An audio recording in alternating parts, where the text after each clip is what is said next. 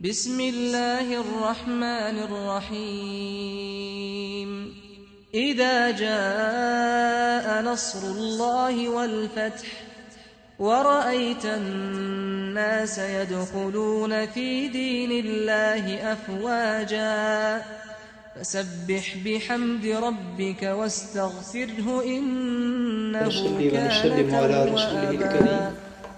أما بعد أعوذ بالله من الشيطان الرجيم بسم الله الرحمن الرحيم اللهم صل على سيدنا ومولانا محمد وعلى آله وصحبه وبارك وسلم الصلاة والسلام عليك يا رسول الله وعلى آلك وأصحابك يا حبيب الله الصلاة والسلام عليك يا رسول الله وعلى آلك وأصحابك يا حبيب الله. اللہ تبارک و تعالی وحدہ لا شریک کا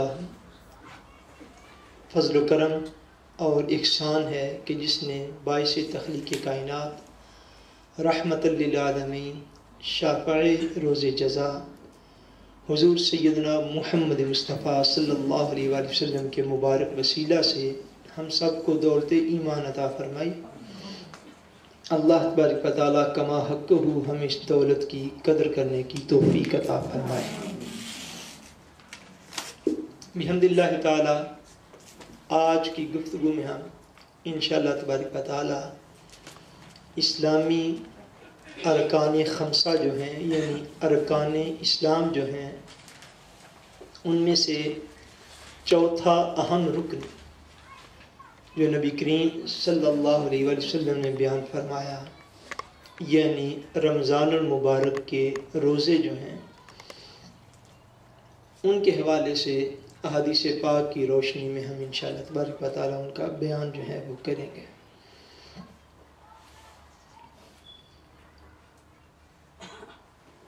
حضرت ابو ہریرہ رضی اللہ تعالیٰ عنہ نبی کریم صلی اللہ علیہ وآلہ وسلم سے روایت فرماتے ہیں ان النبی صلی اللہ علیہ وآلہ وسلم صعد المنبر فقال آمین آمین آمین قیل یا رسول اللہ انکا حین صعدت المنبر قلت آمین آمین آمین. حضرت ابو ہریرہ رضی اللہ تعالیٰ عنہ روایت فرماتے ہیں کہ ایک دن نبی کریم صلی اللہ علیہ وآلہ وسلم تشریف لائے تو آپ منبر مبارک پر چڑھے اور منبر مبارک پر چڑھتے ہوئے حضور نے 3 مرتبہ ارشاد فرمایا آمین آمین آمین. کہتے ہیں حضور کی بارگاہ میں عرض کیا گیا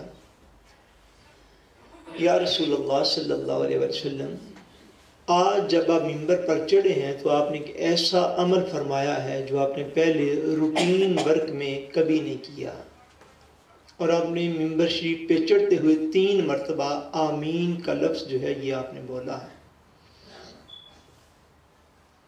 جس طرح گزشتہ دنوں میں کسی گفتگو میں نے عرض کیا تھا کہ صحابہ کرام کا ذوق علم اور سیکھنے کا جذبہ جو ہے وہ ان روایات سے ظاہر ہوتا ہے کہ صحابہ کرام حضور صلی اللہ علیہ وآلہ وسلم کے ہر عمل کو کس طرح نوٹ کیا کرتے تھے.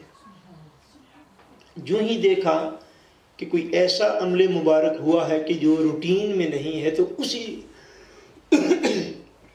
اسی وقت حضور کی بارگاہ میں عرض کر لیا, اسی وقت حضور سے پوچھ لیا کہ یا رسول اللہ آج آپ نے ایسا کیا ہے تو ایسا کیوں ہوا ہے. آپ جب احادیث کا مطالعہ کریں تو آپ کو پتہ چلے گا کہ بہت سے امور امت کے پاس آج اس وجہ سے محفوظ ہیں کہ صحابہ کرام جس نظر محبت سے حضور کو دیکھا کرتے تھے اور دیکھنے کے بعد سوال کیا کرتے تھے تو وہ سوال جو ہے قیامت تک آنے والے حضور کی امت کے لیے وہ رہنمائی بن گئے ہیں. یہ صحابہ کرام کا ذوق علم تھا جو ہر بات کو پوچھنے کی کوشش کرتے حضور سے. عرض کی حضور آپ منبر پر جلوہ گر ہوئے تو 3 مرتبہ آپ نے آمین کہا. تو آپ کو پتہ ہے آمین جو ہے یہ عام طور پر کسی دعا کے جواب میں کہا جاتا ہے. تو دعا کرنے والا تو کوئی نہیں تھا جو دائیں بائیں دعا کر رہا اور حضور آمین کہہ رہے ہوں تو یا رسول اللہ آپ نے آمین کیوں فرمایا؟ حضور ارشاد فرماتے ہیں قال ان جبریل علیہ السلام اتانی فقال من ادرک شہر رمضان ولم یغفر له فدخل النار فابعده اللہ قل آمین فقلت آمین۔ آقا نے ارشاد فرمایا کہ میرے پاس جبریل امین علیہ السلام حاضر ہوئے اور آگے عرض کرتے ہیں یا رسول اللہ صلی اللہ علیہ وسلم جس شخص نے اپنی زندگی میں رمضان پایا، رمضان المبارک کا مہینہ جس شخص کو زندگی میں ایک مرتبہ مل گیا، بلم یغفر لہ مگر اس کی بخشش نہ ہو سکی، وہ رمضان میں بھی اللہ کریم سے بخشش، مغفرت اور گناہوں کی معافی نہ لے سکا، اتنا غافل تھا کہ رمضان المبارک کا کما حق ہو ادب بھی نہ کر سکا۔ ادب کرتا تو آگے بات چلتی کچھ، پھر اعمال کی طرف آتا، اعمال صالحہ کرتا، نیک اعمال کرتا، پھر ان میں کثرت کرتا، پھر اللہ کریم کی بارگاہ میں بار بار حاضر ہو کے توبہ کرتا، معافی مانگتا۔ ان میں سے کچھ بھی نہیں کیا۔ فرمایا کہ بلم یغفر لہ، اس نے رمضان پایا مگر اس کی بخشش نہ ہو سکی اور وہ اللہ کریم سے بخشش حاصل نہ کر سکا، فدخل النار، پس وہ آگ میں داخل ہو گیا، دوزخی ہو گیا، فابعدہ اللہ، اور اللہ تعالیٰ بھی اس کو اپنی رحمت سے دور کرے۔ یا رسول اللہ کل آمین، آپ آمین کہیں۔ اب جبریل امین یہ دعا کر رہے ہیں، اللہ کریم کے ملائکہ میں سب سے زیادہ عزت و شرف والے اور ملائکہ کے سردار سید الملائکہ، آپ یہ دعا کر رہے ہیں، دعا جبریل کی ہے، آمین حضور کی ہے، اس سے آپ رمضان کی اہمیت کا اندازہ کریں۔ اور آمین کہنے والا وہ پیغمبر ہے کہ جس کا لقب رحمت للعالمین ہے، جو ساری کائنات کے لیے رحمت ہے۔ اب ان کا اس دعا پہ آمین کہنا یہ امت کو جگانے کے لیے کافی ہے کہ رمضان اور رمضان کے روزوں کی اہمیت اللہ کے ہاں اور اس کے رسول کے ہاں کیا ہے۔ فرمایا جس نے رمضان کا مہینہ پایا پھر بھی اللہ کریم کی بارگاہ سے بخشش نہیں لے سکا، پھر بھی مغفرت نہیں لے سکا، تو بے شک وہ دوزخ کی آگ میں داخل ہو جائے، حضور کو اس کی پرواہ نہیں ہے۔ فرمایا فدخل النار، وہ دوزخی ہو گیا، فابعدہ اللہ، جبریل عرض کرتے یا اللہ، اللہ کریم اس کو اپنی رحمت سے دور کر دے۔ تو حضور فرماتے آمین، میں اس کے اوپر آمین کہتا ہوں کہ وہ شخص واقعی اس بات کا حقدار ہے کہ اللہ کریم اس کو اپنی رحمت سے دور کر دے، کہ جس کو رمضان کا مہینہ بھی ملا ہو اور اس ماہ میں بھی آ کے اللہ کریم کی بارگاہ سے اپنی بخشش نہ کرا سکے۔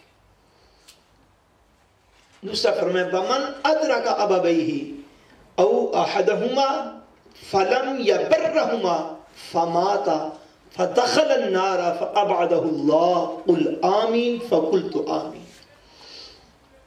عرض کی یا رسول اللہ اگر کسی شخص کو اپنے ماں باپ بڑھاپے میں مل جائیں یا ان دونوں میں سے کوئی ایک مل جائے، عرض کی یا رسول اللہ اگر کوئی ایسا شخص کو کہ جس کے ماں باپ یا ان دونوں میں سے کوئی ایک ملے، اس نے ان کو اپنی زندگی میں پایا، تو کیا کیا فلم یبرہما، اور ان کے ساتھ نیکی نہیں کی، فماتا، اور اسی حالت میں وہ مر گیا، فدخل النار، یا رسول اللہ اس کو بھی اللہ دوزخ میں داخل کرے، فابعدہ اللہ، پس اللہ اس کو بھی اپنی رحمت سے دور کرے۔ فرمایا جب جبریل نے یہ دعا مانگی کہ یا رسول اللہ ایسا شخص جس کو والدین یا دونوں میں سے کوئی ایک، اس نے انہیں اپنی زندگی میں پایا اور پھر بھی وہ ان کے ساتھ نیکی نہ کر سکا، پھر بھی ان کا ادب نہ کر سکا، احترام نہ کر سکا، ان کی خدمت نہ کر سکا،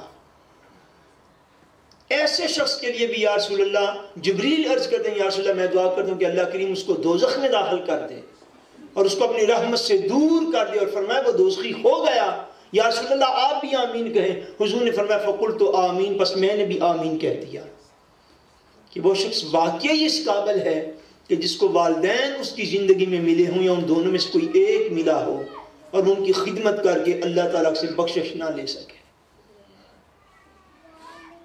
اس کی ساری خوش اخلاقیاں کسی ریسیپشن پہ جا گریں اور اس کی ساری خوش اخلاقیاں دوستوں کے ساتھ رہ جائیں اور اس کی ساری خوش اخلاقیاں فیس بک کی نظر ہو جائیں اور اس کے سارے اچھے جملے جو ہے وہ نیٹ کی نظر ہو جائیں اور اس کے سارے اچھے جملے جو ہیں وہ میلنگ کی نظر ہو جائیں، مگر والدین سے جب بھی بولے اونچی بات کرے، والدین سے جب بھی بولے کرخت لہجے میں بولے. سارے کے سارے اخلاقیات دوستوں کے لیے نہیں ہیں کہ اچھے سے اچھا مسکرا کے باتیں کرو اور وہ ساری دوستوں کے ساتھ ہو جائیں اور والدین کے ساتھ جب بات کرو اسی وقت لہجہ بدل جائے. نہیں، فرمایا جس کو والدین ملے یا ان میں سے کوئی ایک ملا اور اس نے ان کے ساتھ نیکی کر کے اللہ کی بخشش حاصل نہیں کی، حضور فرماتے ایسا شخص میری طرف سے بے شک دوزخ میں چلا جائے. اللہ اور اللہ کے رسول کو اس کی کچھ پرواہ نہیں. اخلاقیات جو ہیں ان کا دائرہ والدین، بہن بھائیوں، ماں باپ سے شروع ہوتا ہے. اللہ کریم ہم سب کو معافی عطا فرمائے.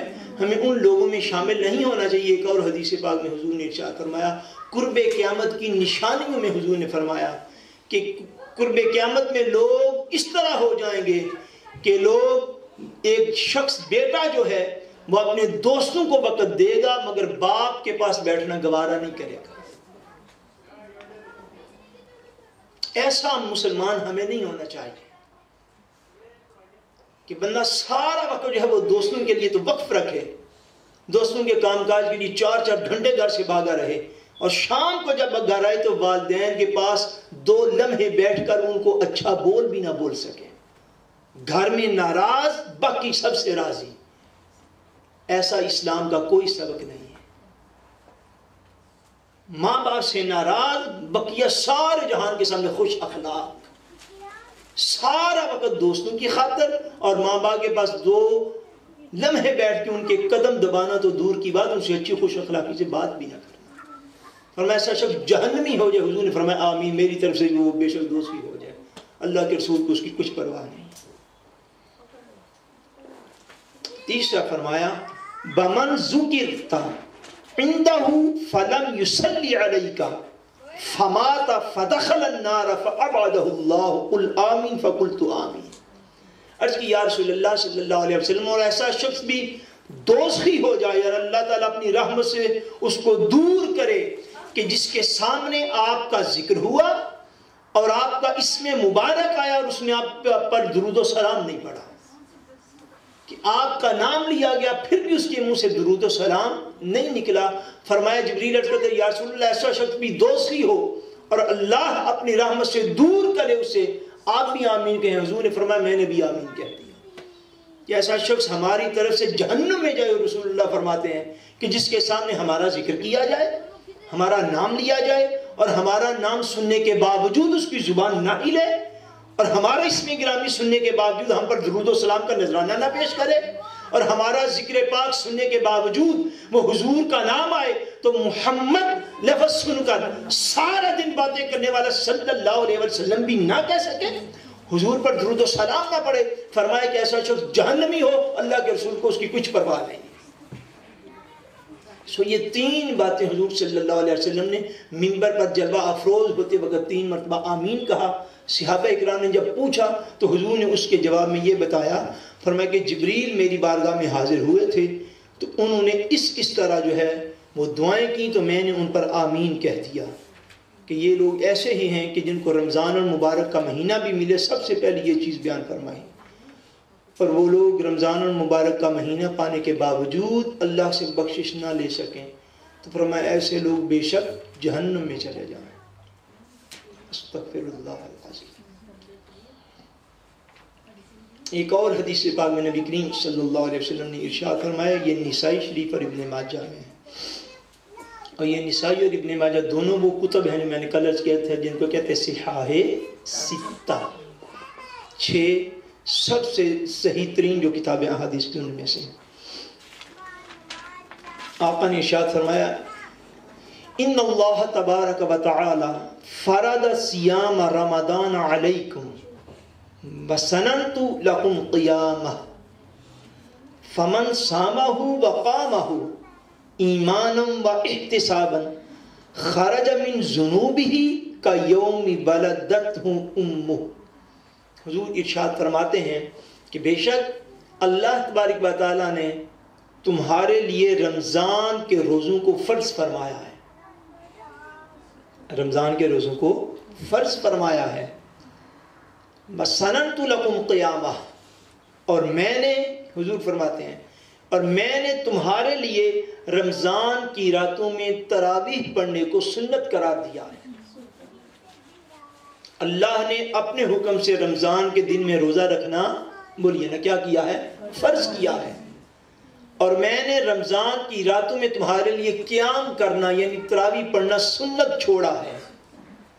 فمن صامہ وقامہ, آقا ارشاد فرماتے ہیں کہ جس شخص نے حالت ایمان میں اور ثواب کی نیت کی خاطر, حالت ایمان میں اور کس نیت کے ساتھ, بولیے کس نیت کے ساتھ؟ ثواب کی نیت سے. فرمایا جس شخص نے حالت ایمان میں اور ثواب کی نیت کے ساتھ رمضان المبارک کے روزے رکھے, فمن صامہ وقامہ, اور اس کی راتوں میں قیام کیا یعنی نماز تراویح کو ادا کیا, جو پورا مہینہ اس عمل کے ساتھ متعلق رہا, خرج من ذنوبہ کیوم ولدتہ امہ, حضور فرماتے ہیں رمضان کے بعد وہ اس طرح ہو جائے گا گویا کہ اس کی ماں نے آج اسے پیدا کیا. فرمایا اس طرح گناہوں سے پاک ہو جائے گا. خرج من ذنوبہ, وہ گناہوں سے نکل جائے گا, خارج ہو جائے گا گناہوں سے, بالکل پاک و صاف ہو جائے گا کہ جس نے رمضان المبارک کے دنوں کا روزہ رکھا اور رمضان المبارک کی راتوں کو نماز تراویح ادا کی. ان کو تھوڑی آوازیں کہہ دیں کہ خاموش ہو جائیں یا اس کو آگے کرنا, اس سے زیادہ نہیں بات کرنا.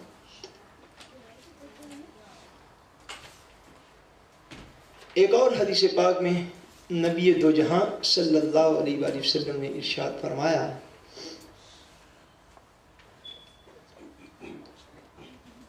فرمایا آقا دو جہان ہے. اب رمضان المبارک کے روزے کے آداب کے سلسلہ میں ایک دو احادیث جو ہیں وہ میں عرض کرتا ہوں. ابن ماجہ شریف میں, یہ بھی صحیح ستہ کے اندر کتاب ہے, اس میں یہ روایت ہے. حضرت ابو ہریرہ رضی اللہ تعالیٰ عنہ روایت فرماتے ہیں, قال قال رسول اللہ, بولیے نا, صلی اللہ علیہ وسلم, لکل شیء زکاۃ وزکاۃ الجسد الصوم. حضور فرماتے ہیں کہ ہر چیز کی کوئی نہ کوئی زکوٰۃ ہوتی ہے, ہر چیز کی کوئی نہ کوئی زکوٰۃ ہوتی ہے. بس زکاۃ الجسد الصوم, اور فرمایا جسم کی زکوٰۃ جو ہے وہ رمضان کا روزہ ہے. یہ جسم کی زکوٰۃ ہے, روزہ جسم کی زکوٰۃ ہے. وقال الصیام نصف الصبر, اور حضور نے فرمایا کہ روزہ رکھنا جو ہے یہ نصف صبر ہے, یہ آدھا صبر ہے. جس بندے کی طبیعت میں صبر نہ پیدا ہوتا ہو دنیا کے معاملات کے اندر, اس کو فرمایا گیا کہ وہ اگر خالی روزہ رکھ لے تو روزہ رکھنا ہی آدھا صبر ہے. اس سے بندہ صبر آدھا جو ہے وہ یقیناً سیکھ جاتا ہے. اور ایک اور مقام پر آگے ارشاد فرمایا حضور نبی کریم صلی اللہ علیہ وسلم نے, آقا نے فرمایا کہ سلو تنجحو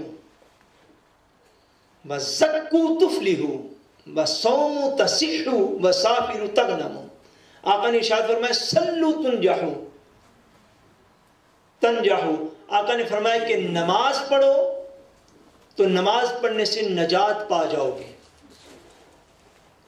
نماز پڑھو تو نماز پڑھنے سے نجات پا جاؤ گے. وزکو تفلحو, اور زکوٰۃ ادا کرو کامیابی پا جاؤ گے. وصومو تصحو, اور روزہ رکھو تندرستی پا جاؤ گے. وسافروا تغنموا, اور فرمایا سفر کرو غنی ہو جاؤ گے. چار چیزیں آقا نے اس مقام پر بیان فرمائی. فرمایا کہ نماز پڑھو نجات پا جاؤ گے. نماز پڑھو تو کیا ہوگا؟ نجات پا جاؤ گے. زکوٰۃ دو تو کامیاب ہو جاؤ گے. زکوٰۃ دو تو کامیاب ہو جاؤ گے. اور روزہ رکھو تو تندرست ہو جاؤ گے. روزہ رکھو تو صحت مند تندرست ہو جاؤ گے.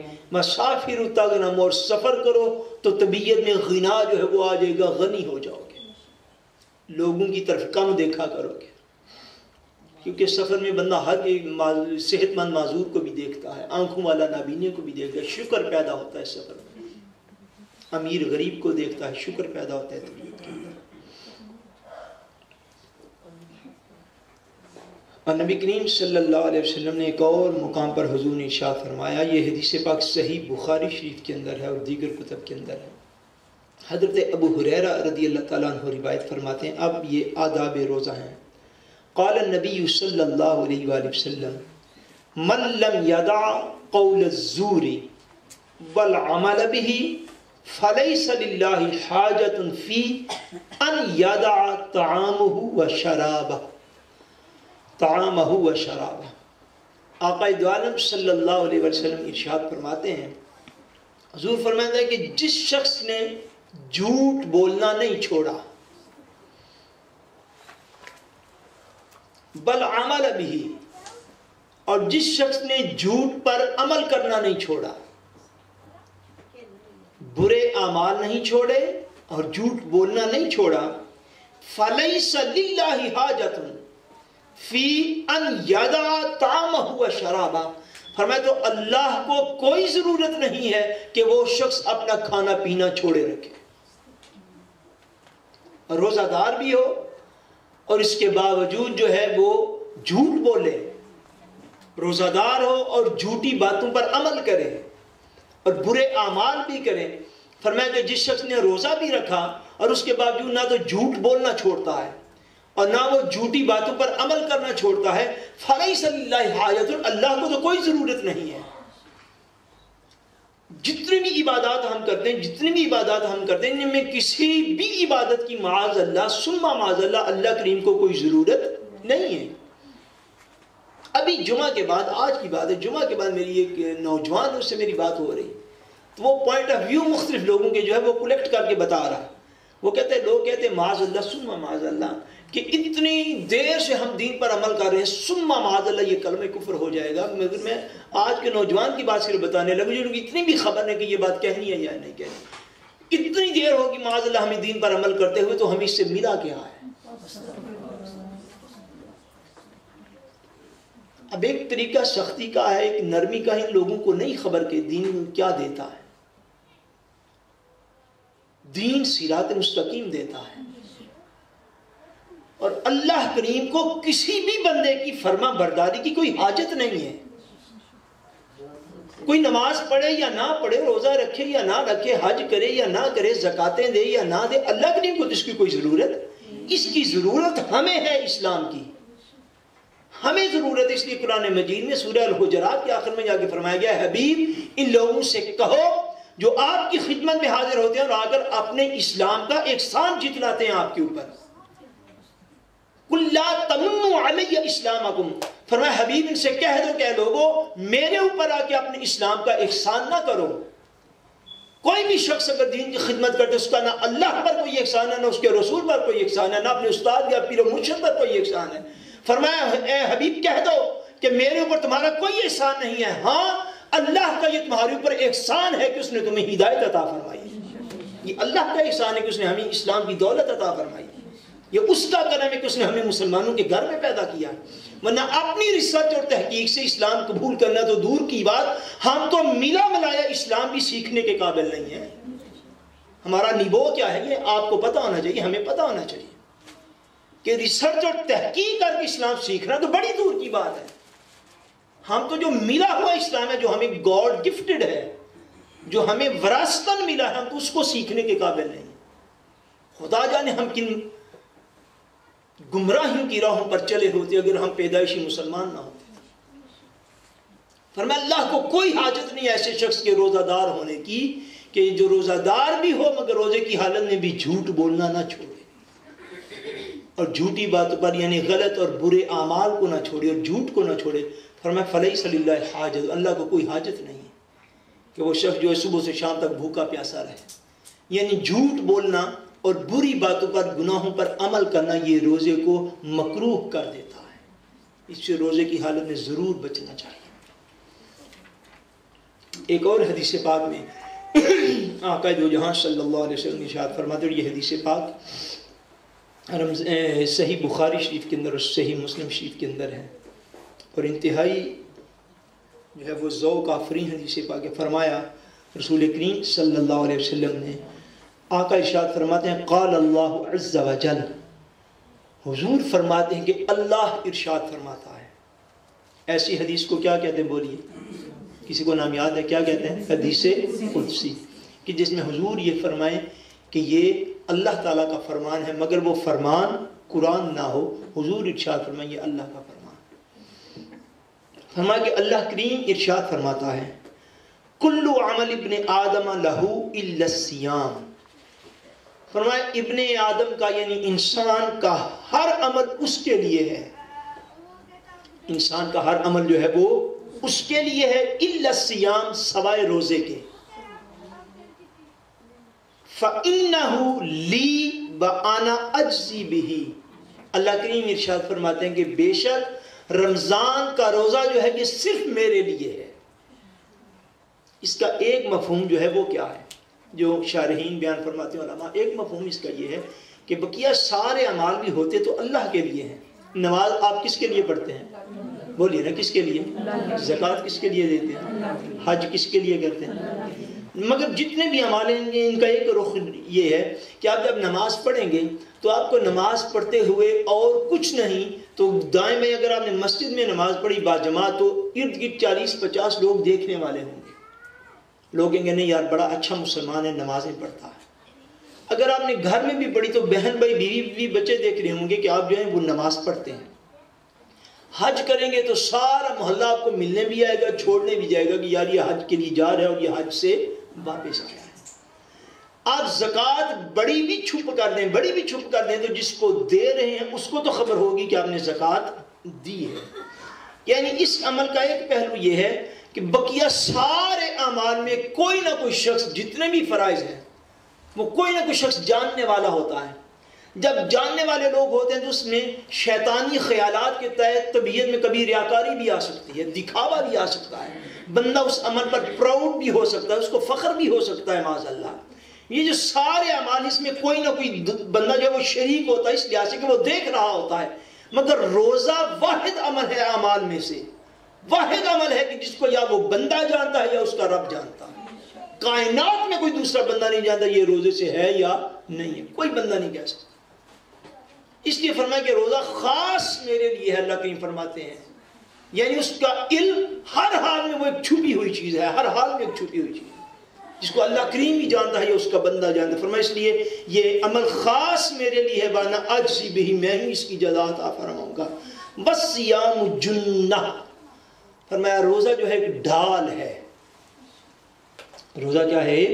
ڈھال ہے۔ ڈھال تو آپ لوگ سمجھتے ہیں، جب تلواروں کے ساتھ جنگ ہوتی تھی تو تلوار کا وار اگر کیا جائے تو وہ جس چیز پہ روکتے ہیں اس کو ڈھال کہتے ہیں۔ نارویجن میں کیا کہیں گے اسے؟ شولڈ۔ سویرد کہتے ہیں تلوار کو، شولڈ کہتے ہیں ڈھال کو۔ تو وہ ڈھال یہ نہیں ہوتی، حضور نے فرمایا کہ اللہ کے فرماتے بس صوم جنہ، روزہ ایک ڈھال ہے۔ ڈھال کیا ہے؟ جس سے تلوار کا وار کرنے کو آگے بندہ ڈھال کر دیتا ہے، اپنے آپ کو بچا لیتا ہے۔ جب نفس و شیطان وار کرتے ہیں انسان کے اوپر، روزہ آگے ہو کے اس کو بچا لیتا ہے۔ فرمایا بس صوم جنہ، روزہ ایک ڈھال ہے گناہوں کے خلاف، اللہ کریم کی نافرمانیوں کے خلاف ایک ڈھال بن جاتا ہے کہ وہ شخص جو سارا سال معاذ اللہ اگر گناہوں میں مبتلا بھی رہتا تھا، بس روزہ رکھ لے تو روزہ ایک ڈھال بن جاتا ہے، روزہ اس کو گناہوں سے روک لیتا ہے۔ وَإِذَا كَانَ يَوْمُ صَوْمِ أَحَدِكُمْ فَلَا يَرْفُثْ وَلَا يَسْخَبْ، حضور صلی اللہ علیہ وسلم ارشاد فرماتے ہیں کہ اللہ کریم فرماتے ہیں جب تم میں سے کوئی شخص روزہ دار ہو تو روزے کی حالت میں بس دو کام وہ نہ کرے۔ کون سے؟ فلا یرفث، فرمائے وہ فحاشی عریانی کی گفتگو نہ کرے، فحش گفتگو نہ کرے، انسانی معاشرے کو تباہ کرنے والی بد کردار عورتیں اگر ان کی تصویروں پر بھی نظر پڑ جائے تو کومنٹس نہ دے۔ فلا یرفث، بس فحش کلامی نہ کرے، بری بات نہ زبان سے نکالے، فحاشی عریانی کی بات نہ نکالے۔ ولا یسخب، اور کسی کو گالی نہ دے. یہ دو کام روزے کی حالت میں یہ نہ کرے. فَإِن صَابَهُ أَحَدٌ أَوْ قَاتَلَهُ فَلْيَقُلْ إِنِّي امْرُؤٌ صَائِمٌ. فرمایا کہ اگر اس روزہ دار سے کوئی شخص جھگڑنا چاہے، کوئی شخص اس سے لڑائی کرنا چاہے، کوئی شخص جو ہے اس کو گالی دینا چاہے، اس سے لڑنا چاہے، فَإِن صَابَهُ أَحَدٌ، اگر روزہ دار کو کوئی گالی دے تو روزہ دار اسے جواب میں گالی نہ دے. اگر کوئی اس کے ساتھ لڑائی جھگڑا کرنا چاہے، بے شک وہ ساس بہو کا جھگڑا کیوں نہ ہو، بے شک وہ بہن بھائی کا جھگڑا کیوں نہ ہو، بے شک وہ ہمسائے کا جھگڑا ہے وہ جس کے ساتھ بھی کیا جائے. فرمایا فَإِن صَابَهُ أَحَدٌ، اگر روزے دار کے ساتھ کوئی جھگڑنا چاہے یا اس کو گالی دینا چاہے تو روزے دار کیا کہے؟ فَلْيَقُلْ إِنِّي امْرُؤٌ صَائِمٌ. روزہ دار کہ بھائی بس بات ختم، میرا تو روزہ ہے، میں روزے سے. کوئی گالی دے تو اس کا جواب گالی بولیے نا، اس کا جواب گالی نہیں ہے. کوئی جھگڑنا چاہے تو اس کا جواب جھگڑا کرنا نہیں ہوتا. اللہ فرمایا کہ کوئی روزہ دار کچھ حالت میں برا بلا کہے، گالی دے، جھگڑنا چاہے تو روزہ دار جواب میں یہ نہ کہے کہ اچھا میں بھی تمہیں دیکھ لیتا ہوں. وہ یہ کہ بھائی نہیں، میرا تو روزہ ہے، میں روزے سے ہوں. مراد کیا کہ میرے سے کھانے پینے سے دور رہنے کا روزہ نہیں ہے، میرا بری بات منہ سے نکالنے کا بھی روزہ ہے، میرا گالیاں نہ دینے کا بھی روزہ ہے، میرا لڑائی جھگڑا نہ کرنے کا بھی روزہ ہے. میں نہ تو لڑائی جھگڑا کروں گا، نہ تمہیں بری بات کہوں گا. فرمایا حضور صلی اللہ علیہ وسلم نے کہ وہ اتنا کہے کہ میرا بس روزہ ہے، میں روزے سے ہوں. جو بھی اس سے جھگڑنا چاہے جب یہ کام کر لے کہ نہ تو فحش گوئی کرے، برے کلمات بے حیائی والے زبان سے نکالے، نہ وہ شخص کسی کو گالی دے، اگر اس کے ساتھ کوئی لڑنا چاہے نہ تو وہ لڑے. پھر کیا ہوگا؟ آقا فرماتے ہیں والذی نفس محمد بیدہ، فرمایا مجھے قسم ہے اس ذات کی جس کے قبضہ قدرت میں محمد کی جان ہے، لا خلوف فم الصائم اطیب عند اللہ من ریح المسک. فرماتے ہیں حضور کہ وہ جو روزے دار کے منہ سے بعضوں کا سمیل آتی ہے اس کے روزہ رکھنے کی وجہ سے، اور کئی گھنٹے اس کے بھوکے رہنے کی وجہ سے، پیاسے رہنے کی وجہ سے، اور مسلسل جب ایک ماہ کے وہ روزے رکھتا ہے، مسلسل روزہ دار ہونے کی وجہ سے جب افطار کا وقت آتا ہے، لمبے روزے ہوں، گرمی کے روزے ہوں، تو روزہ دار کے منہ سے ایک سمیل آتی ہے. خدا جانے مخلوق میں سے وہ سمیل کسی کو اچھی لگے یا نہ لگے، حضور فرماتے ہیں اللہ کریم کو اس بندہ مومن کے منہ سے آنے والی بو 1000 خوشبوؤں سے زیادہ بہتر محسوس ہوتی ہے. فرمایا وہ مشک سے زیادہ، مشک بڑی زیادہ خوشبو، فرمایا وہ مشک سے زیادہ اللہ کریم کو پسند ہے وہ سمیل جو روزہ دار کے منہ سے آتی ہے روزے کی حالت میں. للصائم فرحتان، فرمایا روزہ دار کے لیے 2 خوشیاں ہیں. روزہ دار کے لیے کتنی خوشیاں ہیں؟ فرمایا 2 خوشیاں ہیں روزہ دار کے لیے. جو روزے رکھیں گے ان کو اللہ کریم 2 خوشیاں عطا فرماتا ہے. یفرحہما، وہ ان دونوں خوشیوں سے خوش ہوتے ہیں. اذا افطر فرحا، فرمایا کہ جب روزہ دار روزہ کھولتا ہے تو افطاری سے اس کو خوشی حاصل ہوتی ہے. جب روزہ دار روزہ کھولتا ہے تو افطاری سے اس کو خوشی حاصل ہوتی ہے، وہ خوش ہوتا ہے. وَإِذَا لَقِيَ رَبَّهُ فَرِحَ بِصَوْمِهِ، فرمایا اور جب روزہ دار مر کے قیامت کے دن اللہ کی بارگاہ میں پہنچے گا تو جب اپنے رب کو دیکھے گا تو دیکھ کر خوش ہو جائے گا. فرمایا روزہ دار کے لیے 2 خوشیاں ہیں. دنیا میں افطاری کے وقت کہ وہ افطار رزق حلال سے جب کرتا ہے تو خوش ہوتا ہے. فرمایا دوسرا وَإِذَا لَقِيَ رَبَّهُ، ایک دن وہ آئے گا کہ جب روزے دار کو اس کے رب کا دیدار کروا دیا جائے گا. روزہ دار اپنے رب کا دیدار کرے گا، اس سے ملاقات کرے گا. فرح بصومی، فرمایا اس دن پھر روزہ دار اپنے روزے سے خوش ہو جائے گا کہ اللہ کریم نے اس کو کیسا اجر عطا فرمایا. کائنات میں اس اجر جیسا اور کوئی اجر نہیں ہے. وہ مالک کائنات اپنا جلوہ دکھا دے اور اپنا دیدار کرا دے. فرمایا جب روزہ دار رب سے ملاقات کرے گا نا، اس کا دیدار کر لے گا، فارحہ بصومی، پھر دنیا میں رکھے ہوئے روزوں سے خوش ہوتا رہے گا. کہ اللہ شکر ہے تو نے اپنی ایسی عطات کی توفیق دی جس کے نتیجے میں تیرا دیدار نصیب ہوتا ہے۔ اس سے بڑھ کر اجر کیا ملے گا کہ جب ایک اللہ کا بندہ اپنے ہی رب کا دیدار کر رہا ہوگا۔ فرمایا اذا لقی ربہ فرح بصومی، جب وہ اپنے رب سے ملاقات کرے گا تو اپنے روزے سے خوش ہو جائے گا۔ اللہ تبارک و تعالی ہمیں رمضان المبارک کا کما حق کو ہو، جیسے اس ماہ کا حق ہے، ہمیں اللہ کریم حق ادا کرنے کی توفیق عطا فرمائے، اور اللہ کریم ہم سب کا خاتمہ بالایمان فرمائے۔ وما علینا الا البلاغ۔